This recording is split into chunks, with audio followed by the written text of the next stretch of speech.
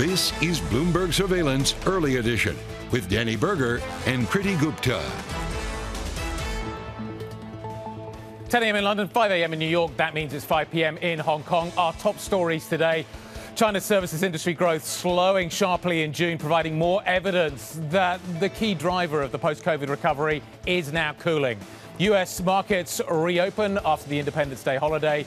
June Fed minutes today may shed some light on the path of future rate hikes. And oil retreats. We're live in Vienna as traders await commentary from the Saudi energy minister at the OPEC International Seminar. Welcome to Bloomberg Surveillance, the early edition. I'm Guy Johnson in London. I'm stepping in, of course, for Danny Berger. Kriti Gupta is, though, back in New York.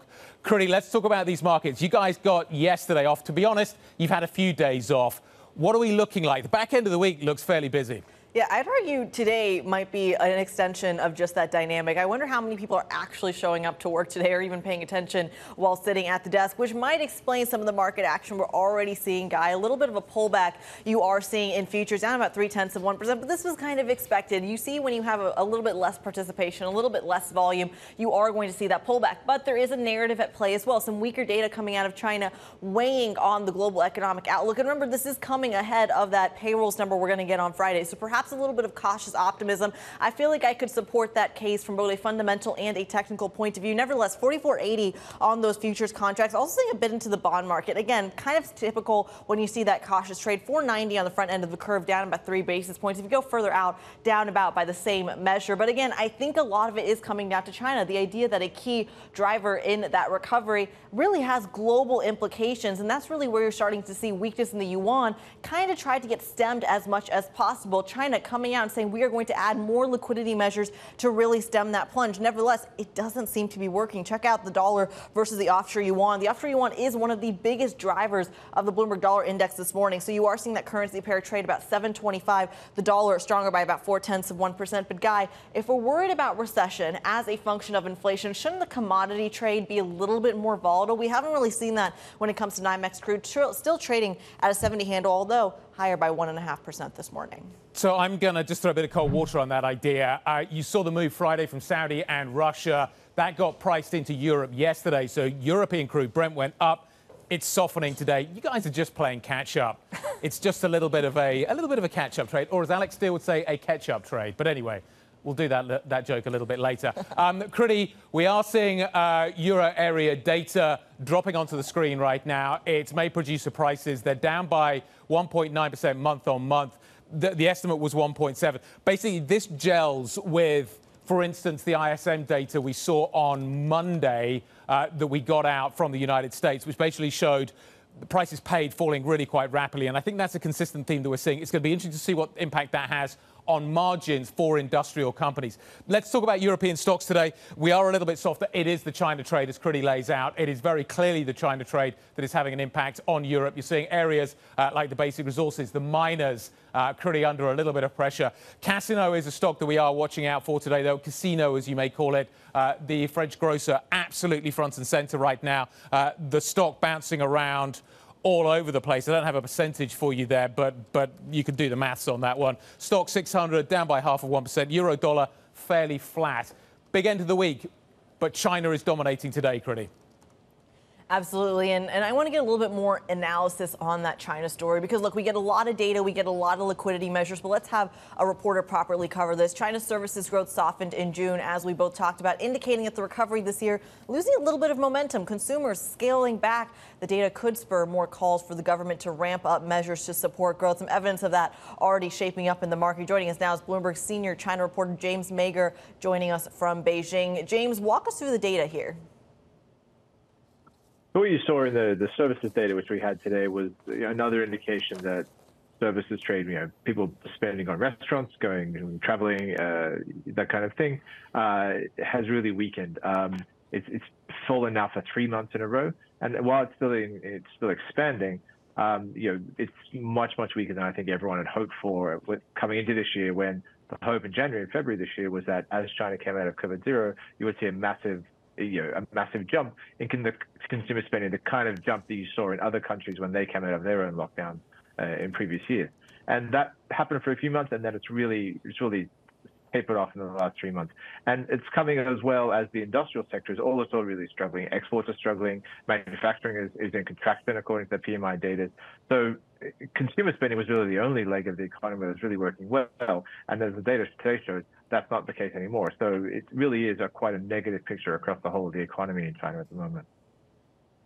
And we are getting commentary from the leadership as well. James, hold that thought for a moment. Xi Jinping calling upon nations around the world to reject economic decoupling. He was speaking at a virtual event to an event in Shanghai, the Shanghai Cooperation Organization Leaders Summit. This is what he had to say.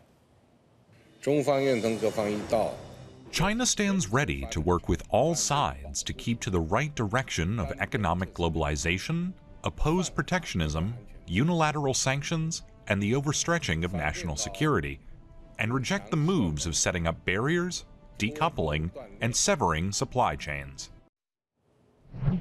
James, isn't this a case of do what I say, not as I do? We're in a situation where only a couple of days ago we saw China retaliating by restricting key metals into Europe and into the United States. I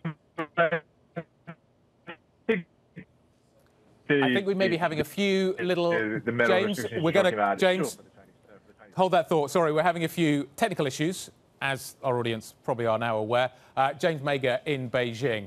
Kriti, this is the issue, isn't it? It is do as I say, not as I do, because we are now seeing increasingly this ratcheting up of tensions as we watch very carefully the US restricting key technology and the flow of it into China, but China then responding in kind, basically saying, we have the metals, you don't. We're going to restrict your ability to buy them. Yeah, there's an element of deja vu here. Remember when we went through this kind of saga with the rare earths conversation? Essentially, the idea here being that a lot of the Western countries were kind of diversifying away from China because of that. And then China said, look, we're just going to limit those exports even more, kind of limiting that diversification. And I think there's a lot of concern here in the market about just how quickly that transition happens. But I mean, we still have to keep in mind that the metals that are specifically being targeted here aren't actually the main metals. They're not the bulk of the metal. So how much of this move is really symbolic, Guy? Absolutely. But as you say, what does it symbolize? It symbolizes maybe a ratcheting up of tensions. Let's stick with the commodities theme, Kriti. Over in Vienna, OPEC's international seminar kicking off. This is a biennial event. The conference comes, of course, after Saudi Arabia announced earlier this week that it will extend a voluntary production cut. It's doing so with Russia. Joining us now, Bloomberg's Manus Krani. He is in Vienna. Manus, the Saudi energy minister, has just been speaking there. Russia, the oil cut meaningful because it affects exports, according to the Saudis. The Russian export cut was voluntary, wasn't imposed upon them.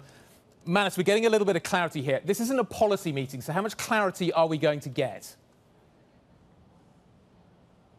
I think this is an affirmation of just how strong the alliance is between Riyadh and Moscow. And I think when we talk about exports, you've had the line. So Saudi Arabia has extended their unilateral cut. That was pretty much expected. That's the message on the podium this morning.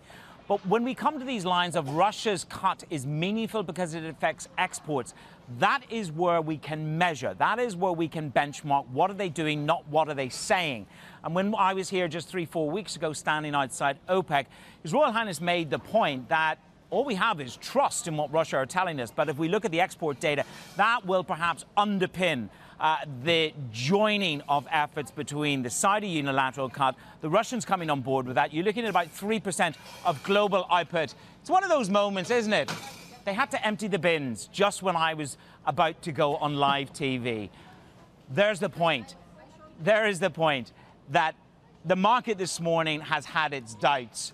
Really, in terms of what's going on. Morgan Stanley taking their price down to $70. And I caught up with Halima Croft and Bob and a couple of the other analysts, and they are concerned that this unity needs to be reaffirmed to the market. So that's the Saudi and the Russian story. There's another major player here, the UAE. You caught up with the minister. What did he have to say? Well, he was on his way out of the Kempinski Hotel, and it was our colleagues on the print side. Unfortunately, even I can't be in two places at once, even though I'd very much like to. But what he said was there was a generosity in the move by the Saudis, their 1 million barrel a day extension that they had delivered. Mazrui described it as being generous, and it was enough to balance the market. But And he did say that they were not going to join in on these voluntary cuts. Why? Because the UAE, the last time we were here, got a bump in their quota by 200,000. Some would say at the expense of the African nations. Mazrui said to me on the way out the door from the OPEC headquarters, no, that was not the case. But at the moment, there's still a huge gap between what they're producing and what they've got a capacity to. And that is why they will not join in these voluntary cuts at the moment. At the moment, Manus Cranny in Vienna. Fantastic as ever. Thank you very much indeed. Let's go from hydrocarbons to global warming. Global temperatures keep breaking records this week, highlighting the extremity of this year's summer in the northern hemisphere. It is extreme and brings into focus the slow pace of growth and what we're seeing in terms of curbing global emissions and the impact that we're already having. Joining us now to discuss is Bloomberg's Will Mathis. Will, how hot is it, and is it going to get hotter? It's very hot, and yes. So this is the global average temperature. So it's not just, one place that sets a record, but basically everywhere is unusually historically hot. So we've had record temperatures recently in China, in North America, in Europe it's been quite hot, and in North Africa the temperatures have been brutal recently, and even actually in South America, which should be in winter right now. I was looking at the temperatures there and it looks like summer. So it's really the whole world is too hot right now. So to deal with that trend or that direction of travel, clean energy, of course, really the efforts to kind of adopt them really accelerating, that can be a very expensive prospect, Will. It can also be met with a lot of supply chain shortages. Walk us through that dynamic. Yeah, well, it does take a lot of money. I don't know if it would be expensive if you take into account the costs of global warming and of not making those investments. The estimates are in the trillions of inaction. But it will take a lot of spending to invest in mining, in manufacturing, and deployment of all these materials. And it's going to be really difficult to scale up to basically change the global energy system in a few years. Well, great stuff. Thank you very much indeed. Look at what's going to happen in Germany this weekend. It's going to be super hot. Keep an eye on those Rhine levels, becoming an increasing problem for industrial Germany. OK, what are we going to do next? Coming up, we're going to catch up with Sonja Marten, DZ Bank Head of Currency and Monetary Policy Research. Looking forward to that. Plus, we're going to bring you Bloomberg's exclusive interview with the Greek Prime Minister Kyriakos Mitsotakis. That conversation coming up. Before the end of the year to actually repay ahead of time our GLFA facility for the next 2 years. And I think this will also send a positive signal to the markets.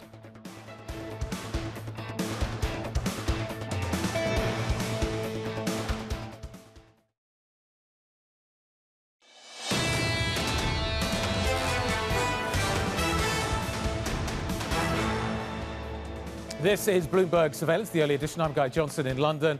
Kriti Gupta is over in New York. Of course, I'm in for Danny Berger.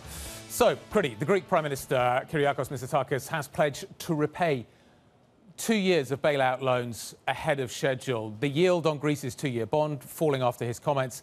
This was an exclusive interview with Francine Lacroix in Athens. We've been very successful in attracting foreign investment over the past 4 years, but we need to keep up this pace. And this, of course, means various interventions when it comes to the business environment. I'm very preoccupied with justice. We need to make sure that we accelerate justice reform and that the courts don't take for ages in order to reach a final decision. And I'm also particularly concerned about offering Greeks quality health care. We have a public health system, a national health system. It survived the pandemic, but it's about time to make some significant changes to make it more efficient. Prime Minister, you're very confident that you'll get investment grade. When you get investment grade, what does that mean? What does that change in terms of possible extra investment coming into the country? I think it changes lots of things. There's currently a lot of capital that cannot invest in Greece simply because we're not investment grade. As you know, we are already trading as if we are an investment grade country, but we also need the official stamp of approval by the rating agencies. I think it will further lower our cost of borrowing, which of course is important in a high interest environment. We've been able to defy the trend. The Greek economy is going to grow significantly in 2023. And this is also giving us a fiscal space to further reduce our debt. We will be able, before the end of the year, to actually repay ahead of time our GLFA facility for the next 2 years. And I think this will also send a positive signal to the markets that not only are we focused on growth, but we also want to make sure that our debt to GDP ratio continues to decline at a very rapid pace. That was the Greek Prime Minister talking exclusively to our very own Francine Lakwa. His first international interview since the Greek election. The full interview airs July 19th on Leaders with Lakwa. You don't want to miss it. I want to really put some of his comments into a little bit of perspective here. He said it's like we're already trading at investment grade. Well, let's put that into a visual here, because when you look at what Greek debt is trading relative to German bonds, it's actually some of the best performing debt, not just in the continent, but in the world. That 10-year yield spread at about 134 basis points, guy. To put that into perspective, the Italian spread is about 170. Who would have thought that in this case, Greek bonds are beating out Italian bonds right now? Yeah, they both still have a significant debt issue that they have to deal with. BTPs obviously represent, to many people, a risk that we are waiting to ultimately materialize. When that happens, I have no idea. But the ECB keeps raising rates, so maybe that's a problem. But I think there is an interesting line that is worth drawing between Italy and Greece. Both of them have significant public sector debt issues. Neither of them have significant private sector debt issues. Yeah. And we're seeing mortgage crises in other parts of Europe. These two countries are not having that problem. And the reason is that there isn't a mortgage crisis. There isn't significant private sector debt. Italy, for instance, is a very wealthy country.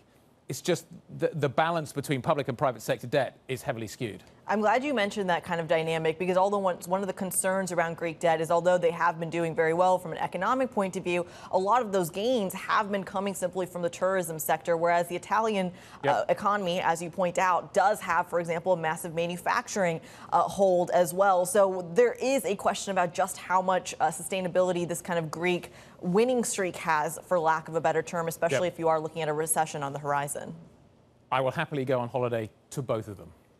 Anytime. I too volunteer as tribute. It's worth checking out. Kriti, let's talk about what we've got coming up. A growing chorus of Wall Street warning that the second half is going to be tough for stocks. We're going to talk about that story next. This is Bloomberg.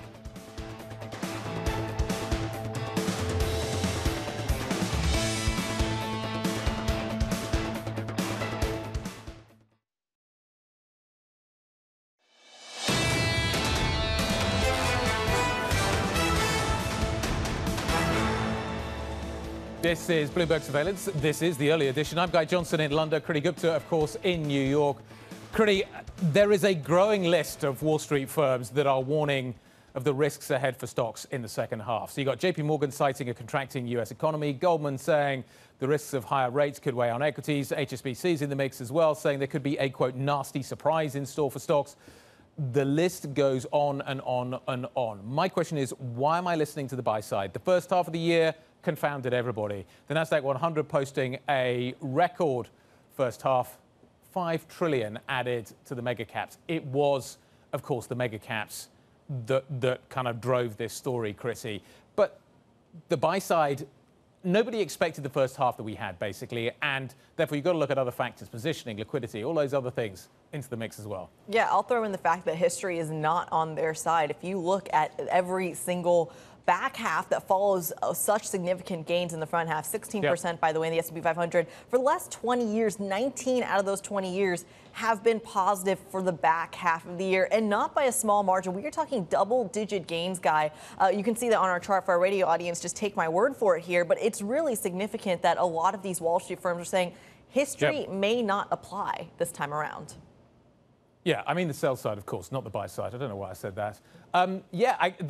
There's all kinds of reasons why it might not. But think about it. You're a portfolio manager. You're behind your benchmark. You need to play catch up. You got the tap on the shoulder. You need to push it. Do you continue to buy stocks? Also, there's still plenty of liquidity out there. But if that dries up, maybe that is a reason why the sell side could be right. And you need a catalyst for that as well, right? And I think that's where the earnings picture really comes in. I want to bring to your attention another call we got from JP Morgan as well. They're writing that the cushion of consumer excess savings is being eroded. Profit margins peaking, money supply in the U.S. and Europe keeps contracting, corporate pricing power likely to weaken from here. And Guy, that is very significant because when you look at it from a fundamental point of view, every single stock on a micro basis has been trading on whether or not you're beating on the margins. And it's far more sensitive to that story than even the top line growth story, which is, are consumers around the world still spending? Well, it doesn't matter as long as these companies are making their margins. Yep, absolutely. I think this earnings season is going to be interesting. I think the one after that could be even more interesting. But we continue to watch a situation where, in some ways, fundamentals don't matter. And you'd think that the economy would be in worse shape than it is right now, but the market has traded through those fundamentals. Do the fundamentals ultimately catch up with these markets? Sonja Marten, DZ Bank Head of Currency and Monetary Policy Research, is going to join us next. This is Bloomberg.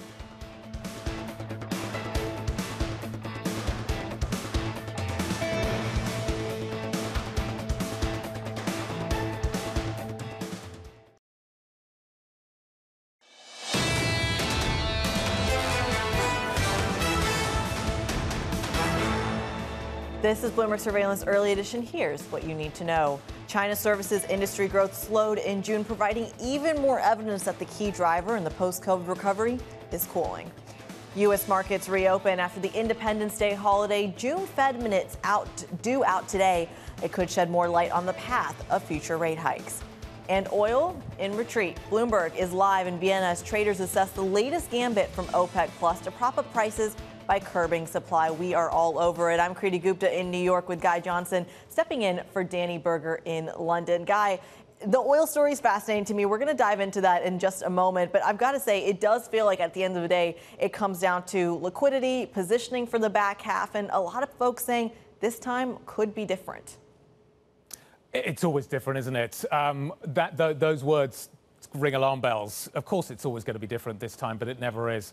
I don't know what's going to happen in the second half. The first half completely confounded everybody, Kriti. But you take a look at what is happening in the markets today. In some ways, it speaks to the narrative of what we're watching. Data out of Europe today, just slightly weakening a little bit, just incrementally, just softening up a little bit. The PMIs, the final reads. You got China data, which is weak.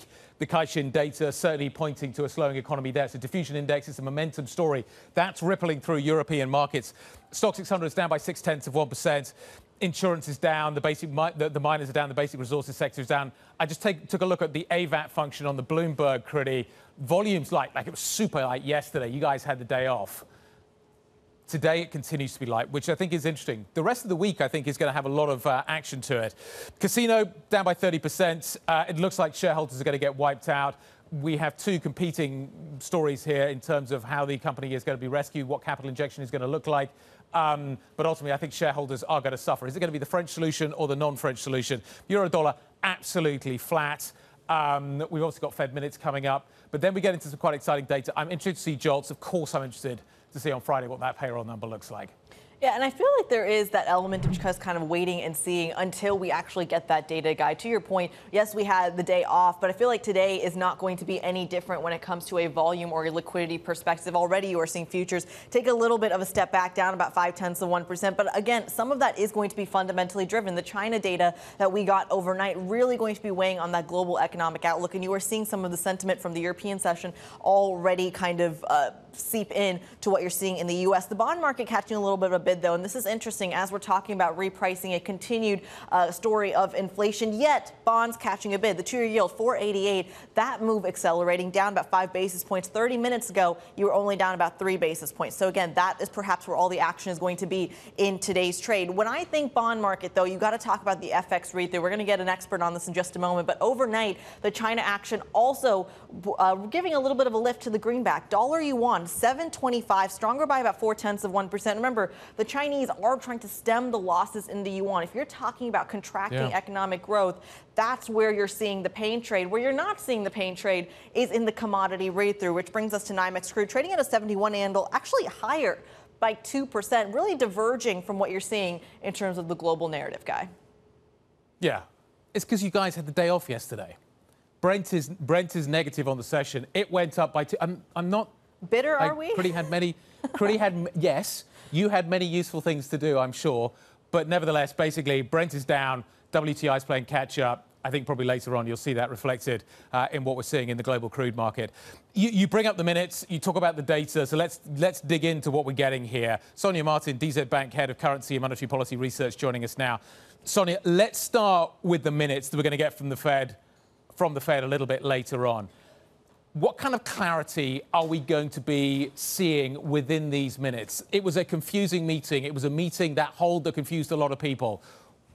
Are the minutes going to provide us with some sort of insight into what was really going on? Well, I mean, the interesting thing about that meeting was that the decision to pause was unanimous. That is a clear signal that they were at least in agreement that it was time to, give it a break. I expect the minutes to be quite hawkish nonetheless. I mean, we know that the inflation is still too high. Core inflation is worrying. And of course, we have this incredibly tight labor market. As you mentioned early on, we're going to get some data later in the week. So I expect a fairly hawkish meeting that may reinforce the idea that the Fed will not only have to hike rates again in July at the upcoming meeting, but potentially also into the autumn. So that's what I would expect from tonight's minutes. Well, as you say... Oh, sorry, go ahead, Guy. Kriti, go. No. I wanted to follow in on that story. Just how much of the read-through are you seeing from other central banks around the world, or is the Fed kind of beating its own drum here? I do apologize, by the way, for the construction noise in the building here. I mean, we do have a general issue here with central banks trying to sort of figure out what the good time for the end of the rate hike cycle is at this point in time.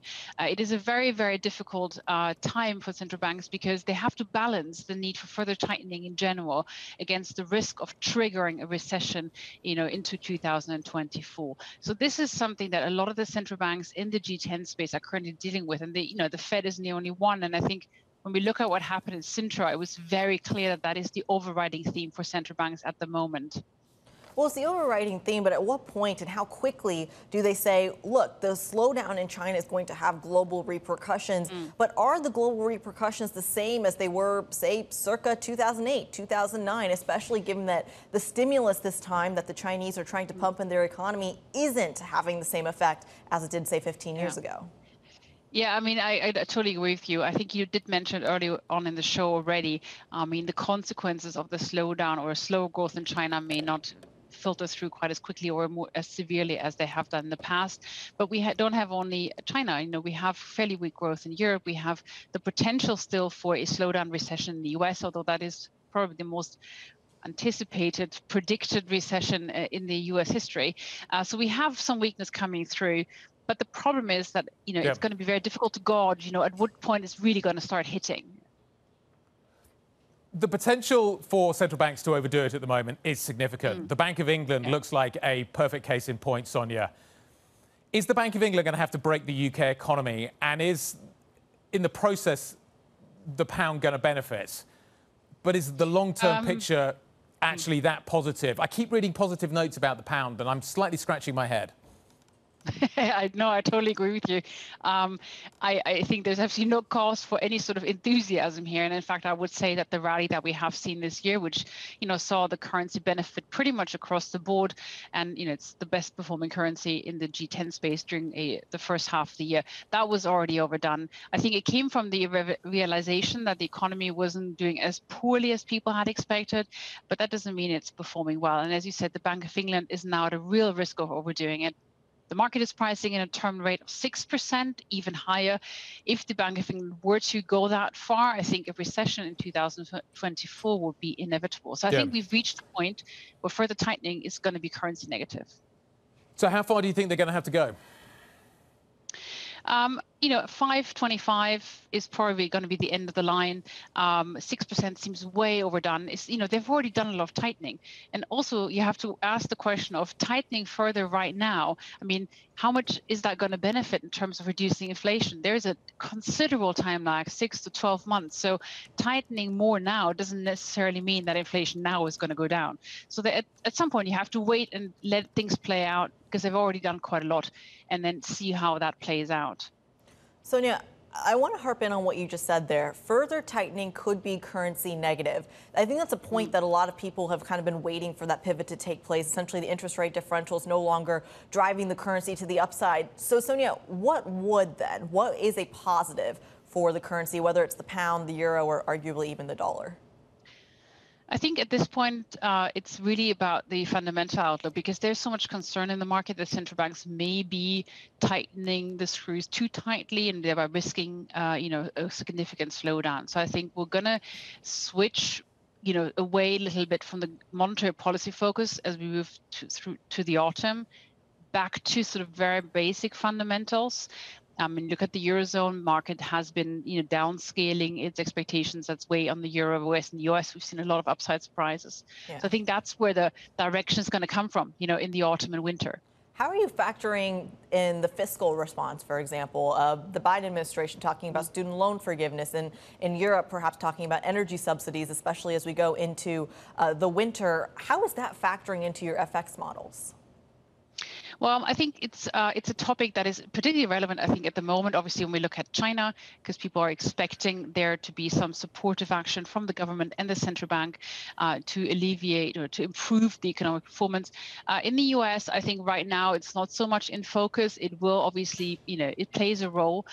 Whereas in Europe, it always is a bit of a two-edged sword, isn't it? I mean, we look at fiscal policy as something that can be positive, but obviously we also have a huge debt burden that we have to deal with, and then very quickly we end up discussing potential problems in various countries. Sonja, what's your big trade for the second half, and what's your degree of certainty around it? Because the first half caught so many people by surprise. It did, yes. We're still looking for stronger euro-dollar trade, but you asked me about certainty, and I would say at this point, with the U.S. still holding up much better than anyone had expected, my degree of certainty on on that call is definitely lessened. I think the really big, interesting currency pair to look at is still dollar yen. I know people have been frustrated, that the central bank hasn't changed its policy, but this is an all or nothing decision. You either change the policy or you don't, but you don't talk about it before. So the fact that they haven't mentioned it doesn't mean it's not going to happen. I think that's going to take a lot of people by surprise. So we still see dollar yen significantly lower. Love that you mentioned the dollar yen story. I think the hedging story that comes with it as a function of that weakness is so fascinating. DZ Bank's Sonja Marten, thank you as always for your time and your insight. Coming up on the show, European banks failing to recover after the fallout from the banking turmoil in March. We're going to get the outlook from Bloomberg Intelligence. That conversation coming up next. This is Bloomberg.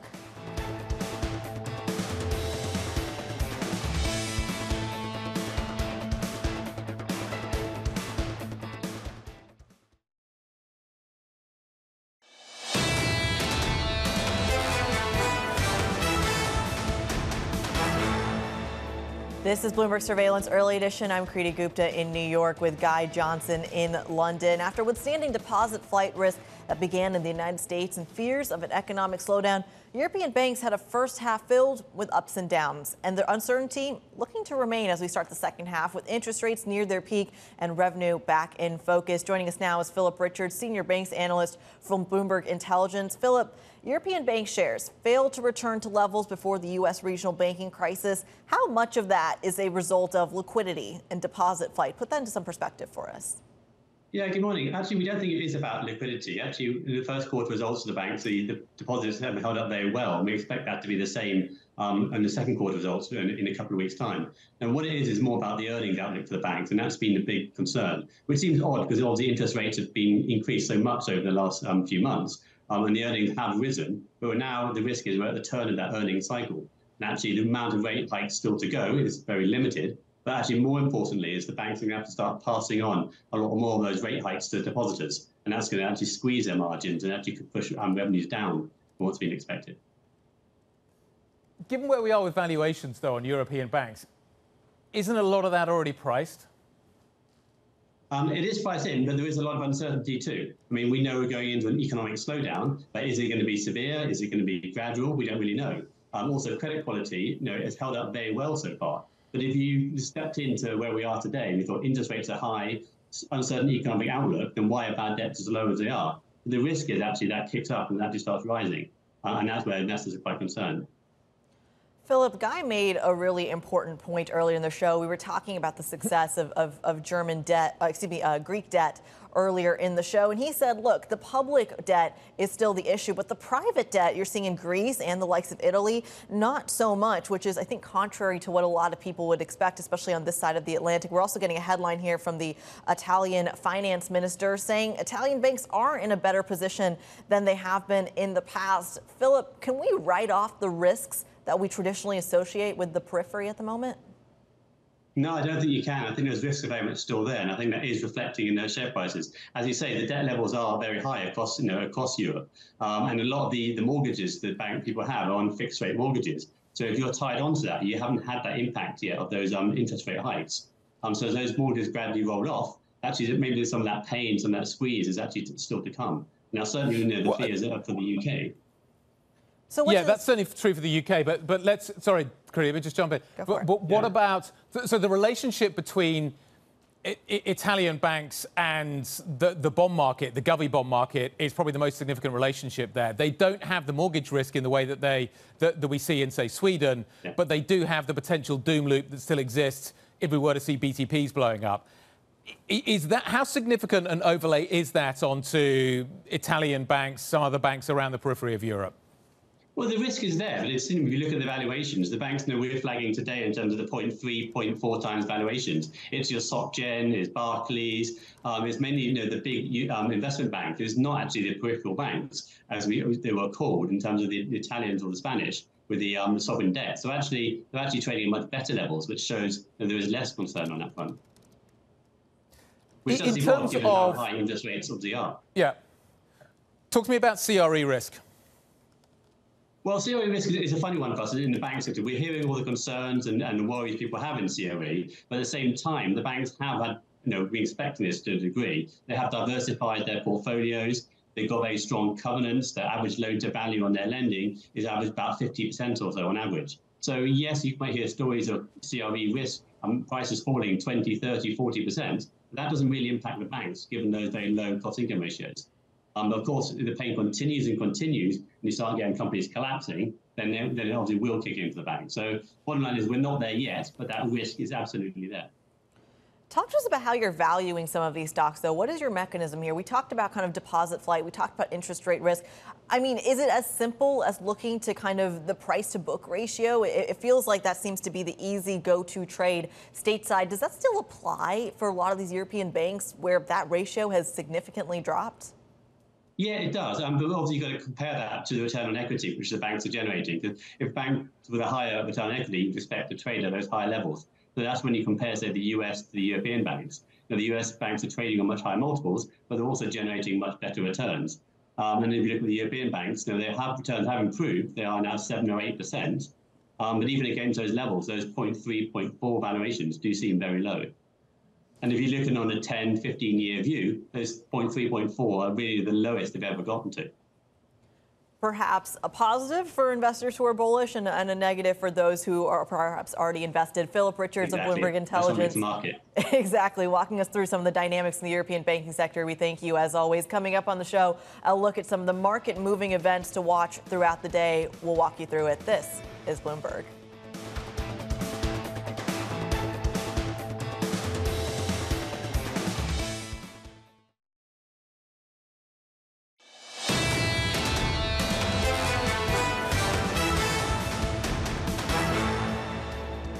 This is Bloomberg Surveillance, the early edition. I'm Guy Johnson in London. Kriti Gupta, of course, back in New York. Kriti, let's talk about what we got for the rest of the day. Lots of central bank kind of elements being folded in. We're going to hear from the ECB's Villeroy, 7 a.m. Eastern time. Where will he be in terms of this debate about overdoing it, which is kind of gaining a little more traction here in Europe? Then we get US factory and durable goods orders at 10 a.m. I'll break that a little bit later. FOMC minutes are due at 2 p.m. We're going to get remarks a little bit later as well from the very important New York Fed President, John Williams. John's going to be speaking at around 4 p.m. Kriti, I am certainly looking for a little bit of clarity coming out of those Fed minutes as to that hawkish hold we got from the Fed. It was unanimous, that decision. I just want a little bit of color, a little bit of context around that decision. Yes, just how much kind of leaning towards having that more hawkish tilt, especially after the comments that we got in Sintra, Guy. I think that's really important as well. I'm also curious about those 4 p.m. comments from John Williams, because even though they're not happening during the trading day, I wonder how much they're going to influence the pre-market trade tomorrow, specifically when it comes to liquidity and the Treasury story. Of course, a lot of that coming out of the New York Fed anyway. What I'd really like to know is where he stands on the Dudley comments. Bill Dudley talking about the fact that he sees the 10-year going to 4.5. Morgan Stanley leaning against that story. They think the rate's going exactly the opposite direction. John's not going to give us a take on that, but I'd be interested kind of which side of the fence he's kind of leaning towards. Yeah, and how that's interpreted by the market. Again, perhaps a lot of the critics would say that the market tends to overreact, which brings us naturally to the stock market and what they're doing in the pre-market. Guy, we got to take a quick look at some of these EV stocks, especially the heavyweight Tesla. We know has been driving a lot of the gains year to date. Well, look, the Chinese momentum has really given it a little bit of a tailwind lately, perhaps taking a little bit of a breather today. Tesla shares down about 1%. You are also seeing Rivian higher by 3.3%. We know they had those record deliveries coming out on Monday. Looks like a little bit of that momentum still coming in, given your point from earlier, which is simply that on Monday there was very light trading. So the U.S. trading session already playing a little bit of catch up this morning. Well, I think there was a pop, but there also was a fairly big pop in these stocks. The Tesla delivery numbers were outstanding and much better than anticipated. They are sacrificing volume for margin at the moment, but it's working. The Rivian numbers, Ed Ludlow breaking those, absolutely sensational. She had a big pop, so it's not a big surprise for me to see some of those stocks just softening up a little bit after such a big move.